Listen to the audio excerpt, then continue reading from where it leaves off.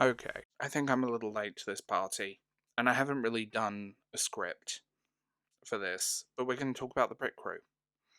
Specifically, the the books, and not just the Brit Crew, but YouTuber books, a specific era in which pretty much every major YouTuber had a book. I sat down and I watched the documentary about the Brit Crew, both parts, and it was a strange experience because I was technically there for that era of YouTube, but I was also outside of it. I wasn't part of that bubble.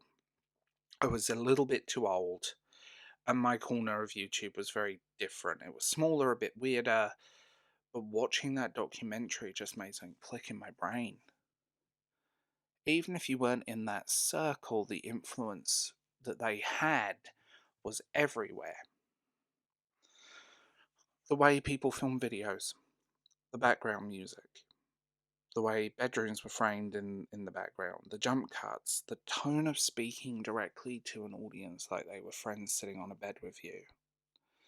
It created this kind of visual language, maybe visual shorthand, across the entire platform. And honestly, a lot of the way people film videos on any platform, YouTube, wherever, today comes from this, even if they don't realize it. So I'm Darth James. Welcome to this episode. I'm late to the party as always. Like, sub, tell me what you think in the comments below, and if you're interested in some written articles and things, check out Substack if you want to help support this channel and get early access and a podcast. There's memberships, Patreon, and if you just want to buy me a coffee, Ko-fi exists. Okay. One of the things that really sent me down memory lane was remembering that strange moment where every YouTuber had a book. It was a book deal. And I mean pretty much everyone. Publishers realized something simple. If you had a few million subscribers, then you had a few million potential customers. Guaranteed sales. That's the dream of publishing. And the books started kind of just appearing everywhere. I remember Zoella's Girl Online novels, and yeah, there was a whole ghostwriter controversy conversation thing. But honestly, that was never as scandalous to me as people made it out to be. Ghostwriters are everywhere in publishing. Celebrities use them, politicians use them, influencers use them. It's not unusual. Then you had Alfie Deyes and the Pointless book series. And let's be honest about what those were. They were basically Wreck This Journal with a YouTube brand attached. Activity books. But they sold like crazy. Because again, the audience was already there. And then Tyler Oakley released his memoir, Binge, which I actually found genuinely interesting. There's a video about that book down the...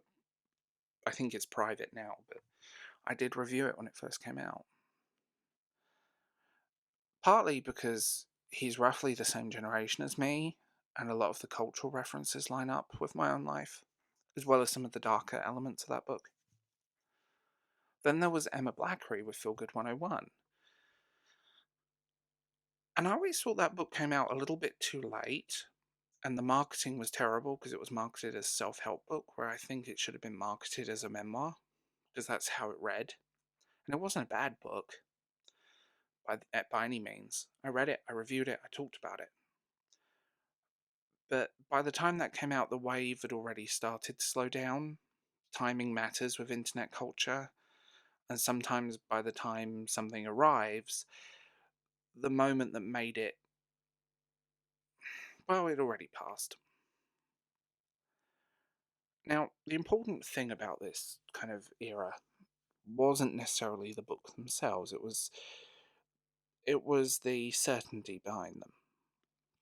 They weren't risky publishing decisions, they were almost mathematical. Subscriber count multiplied by fan loyalty equals instant bestseller. Whether the book was great, average, or unnecessary, it didn't matter. They were expansions of a brand, merchandising in a sense, a physical object that fans could buy to feel closer to the creators they watched after school or on a lazy night or a weekend. And honest, I'm going to be really honest here. If someone had offered me a book deal because of my YouTube channel back then, I would have, in fairness, I'd probably say yes now. Um, I'm not fishing for book deals, but I would have said yes immediately. And I think most people would have, especially at the time, because YouTube still kind of felt new. It hadn't been around that long by the time this was all happening, and it still felt like an opportunity that might disappear tomorrow. So if a publisher came along and said, "Do you want to turn this weird internet hobby into a real book?" Of course I would have said yes. I don't know anyone who wouldn't have. Looking back now, what really interests me more than the books is the aesthetic of the time. There was this particular look to YouTube, and if you were around then, you will remember this instantly. Bedrooms with fairy lights, white IKEA furniture, soft natural lighting through a window, a camera balanced on a tripod that was not strong enough for it. Light acoustic background music, jump cuts, and that slightly awkward energy of talking directly to a camera lens and slowly figuring out how to be yourself on camera. It was simple, but it worked, and it spread. Every creator who had nothing to do with the original circle, even that niche of just vlogging on YouTube, adopted that style. Look at early booktube stuff, and you still see that look in booktube videos today, by the way, because that's what YouTube looked like then, and that's what it looks like now. That's how that's how it influenced works online. It doesn't always feel like copying. Sometimes it just becomes learning a language that everyone else is speaking. And visual language is really important. Looking back now, it really was a bubble. A very specific moment in internet history where everything just aligned perfectly.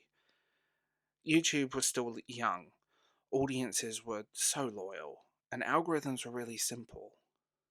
And the idea of creators crossing in traditional publishing still felt exciting instead of expected in certain circles. So publishers jumped in, brands jumped in, management companies appeared overnight. We must capitalize on all of this. And suddenly, the people who started by filming videos in their bedroom were selling books in supermarkets. It was a really strange time, and I don't mean that negatively. It was actually kind of fun to watch. I think the biggest difference between now and then is that creators isn't the creators, it's the audiences. Back then, I think viewers were more trusting, more enthusiastic, more willing to follow creators into anything: books, tours, merch, apps, whatever came next. Now, I think the audience is far more cynical. They've seen the machine behind the curtain, they understand how the business works, and because of that, the relationship between creators and viewers has changed. People ask questions now. Why are you selling this? Why did you make this? Do you actually care about this product, or is it just another brand expansion? And that level of scrutiny barely existed during that time. That's being really real. There was a different time. The other major difference is something a lot of creators don't always like to admit. A lot of people back then just made videos because they wanted to. We're going to McDonald's. I'm going to sit in my room and talk about lipstick. Here's my purse. I bought a new bag today. I bought some books. Now a lot of creators will make videos based on something else. What will perform well? What will get recommended in the feed? What will bring in ad revenue? What will satisfy the algorithm? Because YouTube used to feel like a creative playground. Now it feels more like a job. Not a bad job, but still a job. And that changes how people create things. And when I look at those like booktube, why did I say booktube? YouTube books now. I don't see them as embarrassing relics, I see them as a time capsule. They created a moment where the internet was still figuring itself out. They captured it perfectly. Publishers thought YouTubers were the future of media. Audiences were excited to support creators in every way. Some of the books were good, some were forgettable, some probably didn't need to exist. But I think together they tell a very particular story of a period of internet culture that seems to have got lost. And I'm going to say this, that era has passed. That era is over for social media, for YouTube. It's gone. But the influence never disappeared. The editing style, the conversational tone, the way creators build communities, the way personalities become brands. It all grew during this period and it spread far beyond YouTube. It's TikTok, it's Instagram, it's short form videos, it's aesthetics that you see in pictures. You can still see where it came from, you can trace it back. It's like little echoes. Sometimes I think what it must have felt like to be right in the middle of that moment. To wake up one day filming a YouTube video in your bedroom, and then a year later signing books in Waterstones. It must have been surreal. But from where I was standing, it's like outside that circle, what I remember the most is how fast it all happened. One minute YouTube was this weird little corner of the internet, the next minute it was a publishing industry strategy. And that's the strange thing about internet history. It moves so quickly that entire eras can pass in just a few years. The YouTube book deal era didn't last very long. That YouTube era is over. But for a brief moment, it felt like the future.